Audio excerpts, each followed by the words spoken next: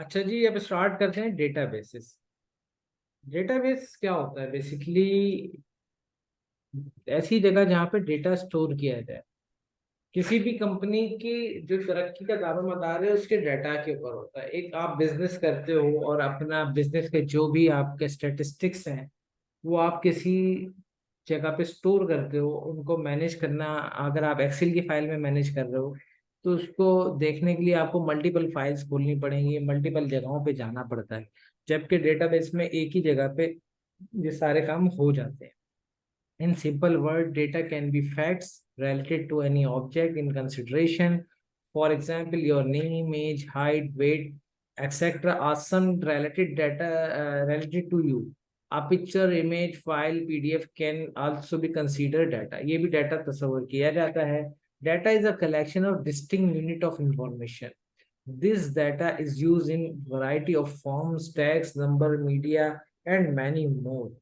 Talking in terms of computing, the data is basically information that can be translated into a particular form of efficient movement and processing. देखिए, हमारी company में या हमारा जो भी work होता है या किसी भी क्लाइंट का कोई डाटा होता है वो मिसमैनेज होता है। अब मिसमैनेज होने की वजह से वो उससे मतलूबा मालूमात हासिल नहीं कर पाता। इवन मैं अगर फेसबुक की बात करूँ तो फेसबुक पे आपकी पोस्ट अपवर्ड आती है, न्यू पोस्ट टॉप पे आती है, उसके बाद सारी पोस्ट नीचे जा रही है। एक और आप डेली बेसिस पे अगर एक पोस्ट करते हो, एक साल पहले आपने क्या पोस्ट किया था वो ढूंढना हो तो कितनी पोस्ट बुलबुल हो जाना पड़ेगा, काफी मुश्किल है। लेकिन ऐसा ही है, सिर्फ सर्चिंग करना जरा मुश्किल हो जाता है। लेकिन अगर मैं बात करता हूँ कि भाई डेटाबेस में डाटा है तो सर्च करवा सकता हूँ मैं किसी भी डाटा को। कोई भी इंफॉर्मेशन हो सकती है, चाहे वो टेक्स्ट की फॉर्म में हो चाहे वो न्यूमेरिक फॉर्म में हो। अब जैसे यहाँ पे एग्जांपल दी जा रही है, नाम, उम्र, height, weight, image, picture, PDF file, तो हम मल्टीपल तरह का डेटा स्टोर कर सकते हैं। ठीक है। तो डेटाबेस वो जगह होती है जहाँ पे हम ऑर्गेनाइज तरीके से डेटा को स्टोर करते हैं और जरूरत पड़ने पे इस्तेमाल भी करते हैं। A database is systematic collection of data, they support electronics storage and manipulation of data. database makes databases make the data management easy. Data को मैनेज करना आसान हो जाता है। Let's discuss a database example. An online telephone directory uses a database to store their pupil, phone numbers and other contact detail. अगर हम एक मिसाल दें, अगर फर्ज करो कि भाई मेरे पास एक कंपनी है और इसके कुछ कॉन्टैक्ट नंबर्स हैं, यानी नाम, एड्रेस और टेलीफोन नंबर, ये तीन ही फील्ड हैं। तो इनको मैं मैनेज करूंगा तो फिर मैं इन तीन कैटेगरीज में, तीन कॉलम्स के अंदर डिवाइड कर दूंगा। एक में नाम आएगा, एक में नंबर आएगा और एक में एड्रेस आएगा। इसी तरह से उनका डाटा मैनेज कर सकता हूँ। Your electricity service provider use a database to manage billing. अब आपके घर पे जो बिल हो रहा आ रहे होते हैं या जो भी डाटा आता है उसमें यूजर सिर्फ उसमें क्या करता है कि करंट रीडिंग डाल देता है। ठीक है। कंप्यूटर में करंट रीडिंग डलती है, जो भी करंट रेट होते हैं उससे मल्टीप्लाई होकर आपका बिल बन जाता है। तो यही तरीका होता है किसी भी सिस्टम को मैनेज करने का। अगर के इलेक्ट्रिक की बात करें तो पूरे कराची में इस वक्त 5 से 6 करोड़ उनके कनेक्शंस होंगे। तो जब इतने कनेक्शंस हैं तो वो उन हर एक का बिल बनाने बैठे हैं, मैनुअल बंदा तो नहीं बना सकते। कितने बंदे हायर करने पड़ेंगे। कंप्यूटर और डेटाबेस के अंदर ऑटोमेटेड डाटा उनका ट्रांसफर भी होता है, सेव भी होता है। डेटाबेसेस की कई टाइप होती हैं। एक होता है डिस्ट्रीब्यूटेड डाटा। डिस्ट्रीब्यूटेड डाटा वो होता है जो डेटाबेस कॉमनली मल्टीपल जगहों पे शेयर होती हैं। एक होता है रिलेशनल डाटा। रिलेशनल डाटा हम यूज करेंगे इंशाल्लाह। This type of database define database relation in a form of table. इन इस तरह की डेटाबेसेस में क्या होता है, मल्टीपल टेबल्स बनते हैं और उनके बिटवीन रिलेशन बनाया जाता है, जिससे डाटा हम मल्टीपल टेबल का एक ही वक्त में उठा के यूज कर सकते हैं। ऑब्जेक्ट ओरिएंटेड डेटाबेसेस होती हैं, सेंट्रलाइज्ड डेटाबेसेस होती हैं, ओपन सोर्सेज डेटाबेस हो सकती हैं, ग्राफिक डेटाबेस होती हैं, OLTP डेटाबेसेस हैं, पर्सनल डेटाबेसेस हैं, बहुत सारी डेटाबेसेस हैं। हम इसकी अगर बहस में जाएंगे तो बड़ा टाइम लग जाएगा। लेकिन डेटाबेस के बगैर कोई काम नहीं होता। इंटरनेट का तमाम की तमाम स्टोरेज डेटाबेस के ऊपर हो रही होती है। हिस्ट्री ऑफ डेटाबेस मैनेजमेंट या डेटा मैनेजमेंट की बात करें तो 1960 में चार्ल्स बैचमैन ने जो है पहली DBMS सिस्टम डिफाइन किया था। फिर उसके बाद जो है 1970 में Codd introduce IBM information management system. उन्होंने IBM के इंफॉर्मेशन मैनेजमेंट सिस्टम इंट्रोड्यूस कराया था। फिर 1976 में पीटर चैन ने coin and define entity relationship model also known as the ER model define किया था। अगर हम इनकी इन डेप्थ पढ़ने शुरू करें तो ये पूरा एक टॉपिक है जो एक साल भी ले लेगा हमारे को इसको समझने में, कि इतनी इन डेप्थ इस तरह की डेटाबेसेस होती थी। 1980 में रिलेशनल मॉडल आया, फिर रिलेशनल मॉडल बहुत ज़्यादा पॉपुलर हुआ और हमारे लिए रिलेशनल मॉडल ही बहुत ज़्यादा कामयाब है। अच्छा, डीबीएमएस या आरबीडीबीएमएस भी कहलाता है, रिलेशनल डेटाबेस मैनेजमेंट सिस्टम भी कहलाता है। डीबीएस में एमएस में कहते हैं डेटाबेस मैनेजमेंट सिस्टम। इसके अंदर वैरायटी ऑफ टेक्निक्स होती हैं डेटा स्टोर करने की, डेटा रिट्राइव कर सकते हैं, एडिट कर सकते हैं, और सर्व इन एफिशिएंट हैंडलर, इन्हें बस को मल्टीपल क्यूरीज के थ्रू मैनेज किया जा सकता है। हम जो डेटाबेस यूज कर रहे हैं उसका नाम है my SQL I. My SQL आई और उसका करंट नेम है Maria dB. Maria dB company का प्रोडक्ट है, और ये पहले माई एसक्यूएल के नाम से चलता था जो एक ओरिकल की कंपनी थी।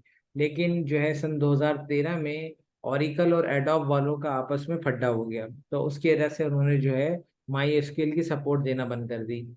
तो उसकी वजह से जो है फ्लैश भी बंद हो गया आपका, जो है आपका माइस्क्वेल की सपोर्ट बंद हो गई। बेसिकली उनका काम ये था कि इंटरनेट को बंद करने का, लेकिन उन्हें नहीं पता था एक चीज बंद की जाती है तो बहुत सारे रास्ते खुल जाते हैं। तो माइस्क्वेल आई के नाम से मारियाडीबी ने एक सिस्टम बनाया जो तकरीबन सिमिलर है, इसी का आइडेंटिकल है। तो अब यही यूज होता है, इसी की आईडीज, इसी की क्यूरीज वगैरह को इस्तेमाल करके काम किया जाता है। Developed in 1994, a Swedish company MySQL AB, this software is distributed by Oracle Corporation by using dual licensing system। ये dual licensing पे चल रहा था तो इसलिए MySQL आई तो रह गया, MySQL बंद हो गया। ठीक है, MariaDB इसका करंट नाम है, और इसको आप जो है यूज करते हैं। तो मैं टाइम वेस्ट नहीं करता आपका, और मैं आता हूँ अपने एग्जाम सर्वर पे।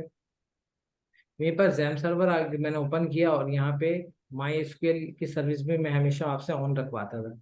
रीजन क्या था, जी जी। डेटाबेस भी सपोर्ट होती है। मैं यहाँ इसके एडमिन पे क्लिक कर सकता हूँ, या फिर मैं इस एडमिन पे भी क्लिक कर सकता हूँ। जब मैं एडमिन पे क्लिक करता हूँ तो मेरे पास ये इसका डैशबोर्ड खुलता है, और यहाँ पे पीएचपी माई एडमिन के नाम से इस डेटाबेस का जो है इंटरफेस आ जाता है, यूजर इंटरफेस। अच्छा, अगर मैं यहाँ से क्लिक करूँ इस पे एडमिन पे, तो डायरेक्टली पीएचपी माई एडमिन ही ओपन होता है।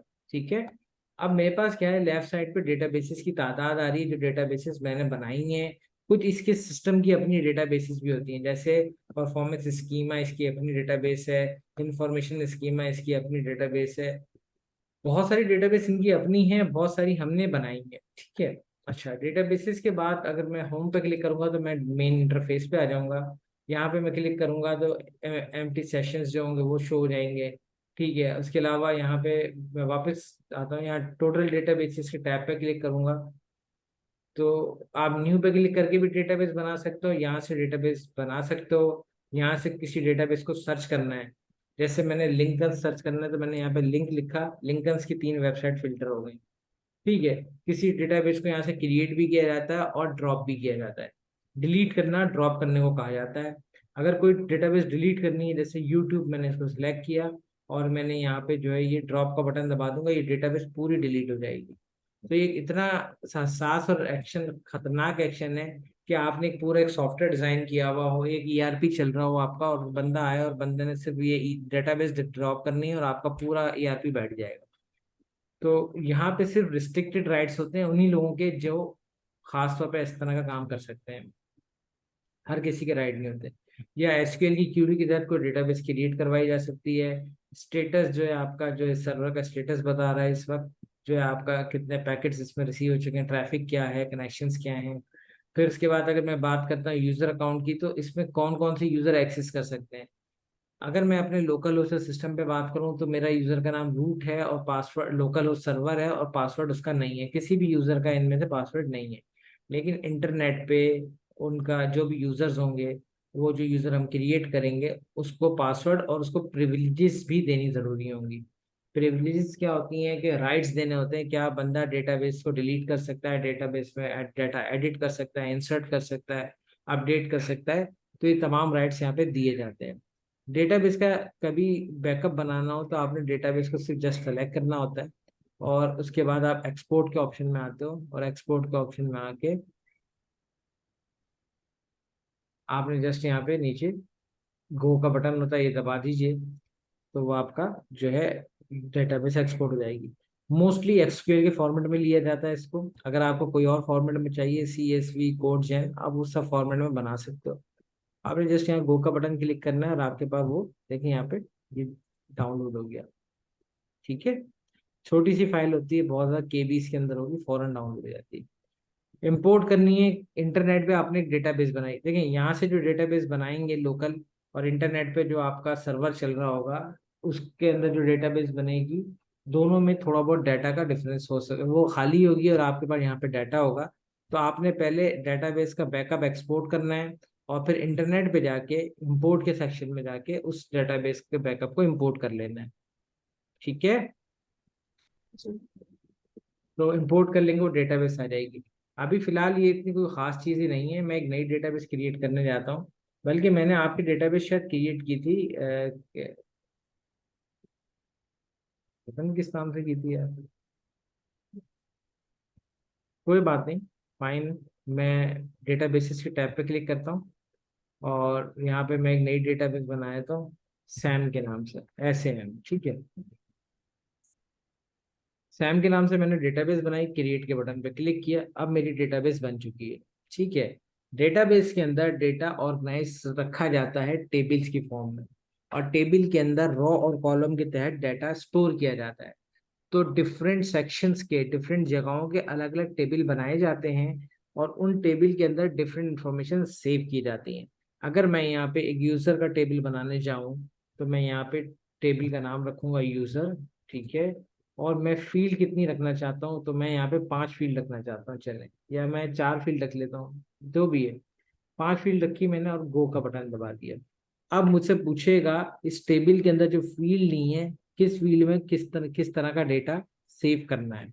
ठीक है, तो ये एक बहुत ही इंपॉर्टेंट चीज है यहाँ पे, कि मैं यहाँ पर आऊंगा और मैंने सबसे इंपॉर्टेंट चीज होती है, पहला होता है इसका एक यूनिक नंबर।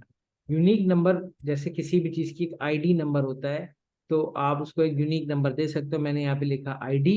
अच्छा, डाटा की टाइप मैं आपको बता चुका हूँ, जब डेटा पढ़ रहे थे, तो डाटा एक हमारा इंटीजर होता है, इंटीजर होता है होल नंबर जिसमें डेसिमल नहीं होते, नंबरिंग काउंटिंग वगैरह में यूज किया जाता है। दूसरा है varchar, variable character. Variable character string data को कहा जाता है, इसमें टैक्सेबल डाटा रखा जा सकता है। एक होता है टैक्स डाटा।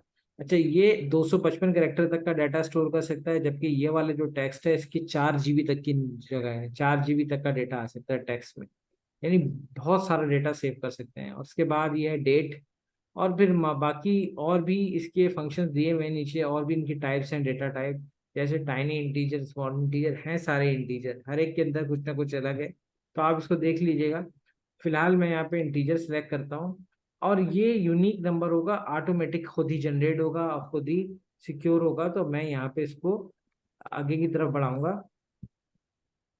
और यहाँ पर आने के बाद इसको मैं ऑटो इंक्रीमेंट करूंगा। ऑटो इंक्रीमेंट करते ही यहाँ पे एक देखें प्राइमरी का वर्ड आ गया। प्राइमरी, एक प्राइमरी की बन जाती है, एक एसेंशियल फील्ड बन जाती है कि ये फील्ड तो लाजमी है। तो ये प्राइमरी फील्ड हो जाएगी हर फील्ड के साथ, और A अंडरस्कोर आई का मतलब है ऑटो इंक्रीमेंट। पहली लाइन में जब इंसर्ट होगा, कोई वैल्यू नहीं होगी तो 1 आ जाएगा, फिर दूसरी वैल्यू 2 3 4 5 6, और अगर मैंने बीच में 4 डिलीट कर दिया, 5 डिलीट कर दिया और फिर मैंने इंसर्ट किया, तो अगला आएगा 6। अगर मैंने 6 डिलीट कर दिया तो अगला आएगा 7। यानी यूनिक नंबर लेके चलता है, एक दफा एक नंबर आ गया, डिलीट हो गया हो या रखा रहेगा, तब भी वो नंबर रिपीट नहीं होगा। ठीक है, यूजर आईडी के लिए मैं यहाँ पे UID लिख देता हूँ, और मैं यहाँ पर सेलेक्ट करूंगा जनाब वारशार वेरिएबल करेक्टर।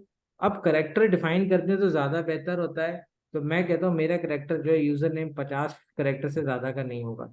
क्यों? क्योंकि देखिए मेमोरी के अंदर ये ब्लॉक बनाता है, मेमोरी के अंदर आपकी इंफॉर्मेशन सेव करेगा। जितने करेक्टर का आपका डाटा होगा, आप उसको उतने करेक्टर पे डिवाइड कर सकते हैं, यानी उतने ही वो ब्लॉक में मेमोरी को स्पेयर करेगा, यानी सेव करेगा। फिर उसके बाद मैं यहाँ पे लिखता हूँ नेम, और नेम लिखने के बाद मैं यहाँ पे इसको वार्षा ले लेता हूँ दोबारा। नाम भी मैं वो कहता हूँ 50 करेक्टर या 100 करेक्टर से ज्यादा का नहीं रखेंगे। और ये आखिरी फील्ड जो है इसको कर देता हूँ स्टेटस। स्टेटस की फिर इंटीजर होगी, और इसमें मैं कहता हूँ एक ही करेक्टर आए, ये 1 और 0, या 1 और 2 कर लेंगे, जो भी होगा। गो करूंगा तो मेरे पास यहाँ पे टेबल क्रिएट हो जाएगा मेरा। ओह सॉरी, गो किया था ना, ऊपर मैंने यहाँ पे ऐड 1 रॉ कर दिया, ऐड 1 कॉलम कर दिया, सॉरी। मैं यहाँ पे आऊंगा, ये सेव करूंगा। वो एक्स्ट्रा कॉलम जो सेव किया जिसपे कुछ भी नहीं लिखा वो गायब हो जाएगा। देखें आईडी यूनिक है, ऑटो इंक्रीमेंट है, ठीक है, और ये प्राइमरी है। प्राइमरी के आगे यार एक चाबी बनी हुई आ जाती है, यूआईडी, ठीक है, पासवर्ड, नेम और स्टेटस। क्लियर हो गया। अभी इसके अंदर ब्राउज करूंगा तो कोई भी डेटा नहीं दिखेगा, कुछ भी नहीं है। तो यहाँ इंसर्ट का टैब दिया हुआ है, इस इंसर्ट के टैब में जाके मैं बेसिक यहाँ पे डेटा पुट करूंगा, जो कि मैं यहाँ पे लिख देता हूँ। पहला जो मेरा यूजर है वो है एडमिन, ठीक है, AD123 पासवर्ड है, और एडमिनिस्ट्रेटर नाम है बंदे का, ठीक है। गो कर दिया, और यहाँ पे देखिए एक क्यूरी बन जाएगी।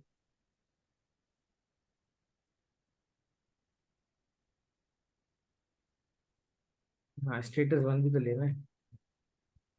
अच्छा,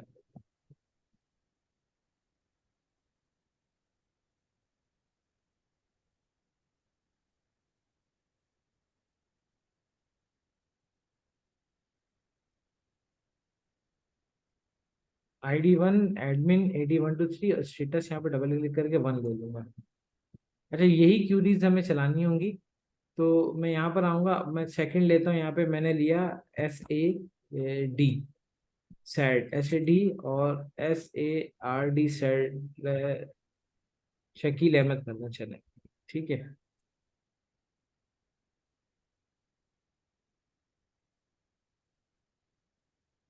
इसको भी 1 ले लेते हैं और इसको यहाँ पे गो कर देते हैं।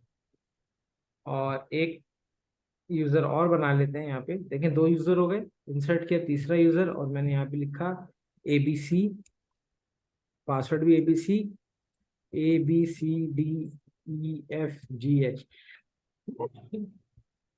फिर उसके बाद हमने इसका रखा 2, ये 2 डीएक्टिव के लिए, ठीक है। क्लियर हो गया। डेटाबेस बनाना सीख गई। जी।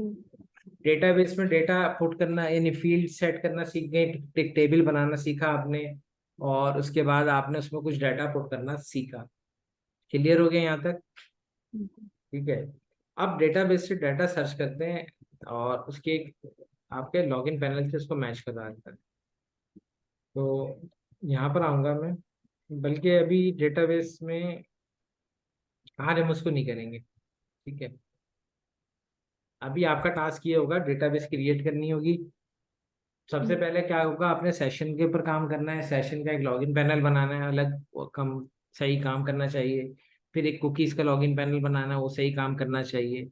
और फिर एक डेटाबेस क्रिएट करके आपने उसमें कुछ डाटा पुट करके उसका स्क्रीनशॉट भेजना है मुझे, जैसे ये नजर आ रहा है ना, जी।